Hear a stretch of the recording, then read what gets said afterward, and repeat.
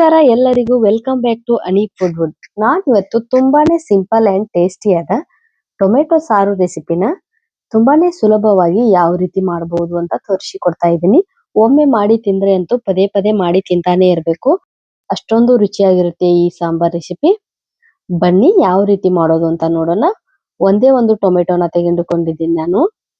ಅದನ್ನ ಈ ರೀತಿ ಕಟ್ ಮಾಡಿ ಸ್ಟವ್ನ ಆನ್ ಮಾಡಿ ಚೆನ್ನಾಗಿ ಈ ಟೊಮೆಟೊ ಕತ್ತರಿಸಿದ ಟೊಮೆಟೊ ಹಣ್ಣನ್ನ ಕುದಿಸ್ಕೊಳ್ಬೇಕು. ಟೊಮೆಟೊ ಎಲ್ಲ ಸಾಫ್ಟ್ ಆಗಬೇಕು, ಸ್ಕಿನ್ ಎಲ್ಲ ತಾನೇ ರಿಮೂವ್ ಆಗಬೇಕು, ಅಲ್ಲಿವರೆಗೂ ಸಾಫ್ಟ್ ಆಗೋವರೆಗೂ ಕುದಿಸ್ಕೊಳ್ತಾ ಇರಬೇಕು. ಟೊಮೆಟೊ ಎಲ್ಲ ಕುದ್ದಾದ್ಮೇಲೆ ಈ ರೀತಿ ಸ್ಕಿನ್ ನ ರಿಮೂವ್ ಮಾಡಿ ಒಂದು ಸಣ್ಣ ಮಿಕ್ಸಿ ಜಾರಿಗೆ ಹಾಕೊಳ್ಬೇಕು.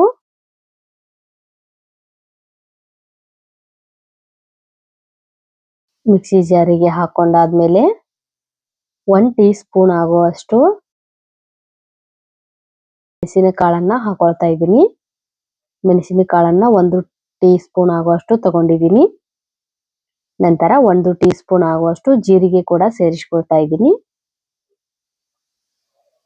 ನಂತರ ಇದಕ್ಕೆ 2 ಟೀ ಸ್ಪೂನ್ ಆಗುವಷ್ಟು ಅಚ್ಚ ಖಾರದ ಪುಡಿನ ಕೂಡ ಇವಾಗಲೇ ಸೇರಿಸ್ಕೊಳ್ತಾ ಇದ್ದೀನಿ. ತುಂಬಾನೇ ಸಿಂಪಲ್ ರೆಸಿಪಿ ಇದು, ಆದ್ರೆ ಟೇಸ್ಟ್ ಮಾತ್ರ ತುಂಬಾನೇ ಚೆನ್ನಾಗಿ ಇರುತ್ತೆ. ಖಂಡಿತ ಟ್ರೈ ಮಾಡಬಹುದಾದ ರೆಸಿಪಿ ಇದು. ಸ್ವಲ್ಪನೇ ನೀರನ್ನ ಹಾಕೊಂಡು ಸ್ಮೂತ್ ಆಗಿ ಪೇಸ್ಟ್ ಮಾಡ್ಕೊಳ್ಬೇಕು. ನೋಡಿ ಈ ರೀತಿಯಾಗಿ ಪೇಸ್ಟ್ ಮಾಡ್ಕೊಂಡಿದ್ದೀನಿ.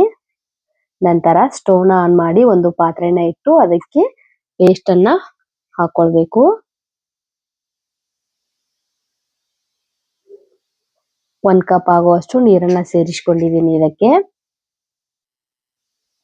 ಇವಾಗ ಒಗ್ಗರಣೆ ಏನು ಹಾಕಿಲ್ಲ ನಾನು, ಬರೀ ಪೇಸ್ಟ್ ಮತ್ತೆ ನೀರನ್ನ ಮಾತ್ರ ಸೇರಿಸಿದೀನಿ. ನಂತರ ಸಣ್ಣಗೆ ಹೆಚ್ಚಿ ಇಟ್ಕೊಂಡಂತಹ ಕೊತ್ತಂಬರಿ ಸೊಪ್ಪನ್ನು ಕೂಡ ಸೇರಿಸ್ಕೊಳ್ತಾ ಇದ್ದೀನಿ. 1 ಟೀ ಸ್ಪೂನ್ ಆಗುವಷ್ಟು ಸಾಂಬಾರ್ ಪುಡಿನ ಕೂಡ ಸೇರಿಸ್ಕೊಳ್ಬೇಕು ಇವಾಗ.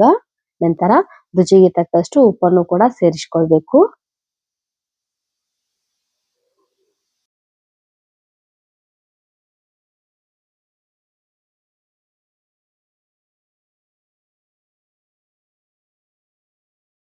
ನಂತರ ಮತ್ತೊಮ್ಮೆ ಚೆನ್ನಾಗಿ ಕೈ ಆಡಿಸ್ಕೊಳ್ತಾ ಇರಬೇಕು.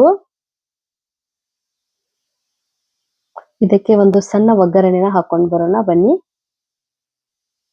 ನೋಡಿ, ಒಂದು ತಡ್ಕ ಫ್ಯಾನ್ ಇಟ್ಟು ಅದಕ್ಕೆ ಸ್ವಲ್ಪ 2 ಟೇಬಲ್ ಸ್ಪೂನ್ ಆಗುವಷ್ಟು ಎಣ್ಣೆನ ಹಾಕೊಂಡು ಸಾಸಿವೆ 1 ಟೀ ಸ್ಪೂನ್ ಮತ್ತೆ ಈ ರೀತಿಯಾಗಿ ಮೆಣಸಿನಕಾಯಿ ಮತ್ತು ಬೆಳ್ಳುಳ್ಳಿನ ಹಾಕೊಂಡು ಒಗ್ಗರಣೆ ಮಾಡಿ ಅದಕ್ಕೆ ಸೇರಿಸಿ ಬಿಟ್ರೆ ತುಂಬಾನೇ ರುಚಿಕರವಾದ ಮತ್ತೆ ಅಷ್ಟೇ ಸೊಗಸಾದ ಸಾಂಬಾರ್ ರೆಸಿಪಿ ರೆಡಿ ಆಗಿರುತ್ತೆ. ಬೇಕು ಅಂದ್ರೆ ಸಕ್ಕರೆ ಅಥವಾ ಬೆಲ್ಲನೂ ಕೂಡ ಸೇರಿಸ್ಕೊಳ್ಬಹುದು.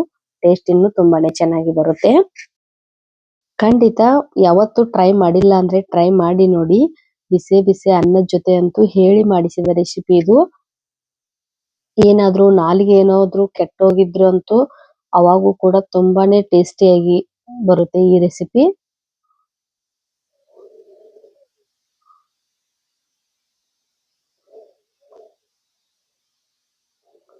ಈ ವಿಡಿಯೋ ಇಷ್ಟ ಆದ್ರೆ ಖಂಡಿತ ಮನೆಯಲ್ಲಿ ಮಾಡಿಕೊಂಡು ಟ್ರೈ ಮಾಡಿ.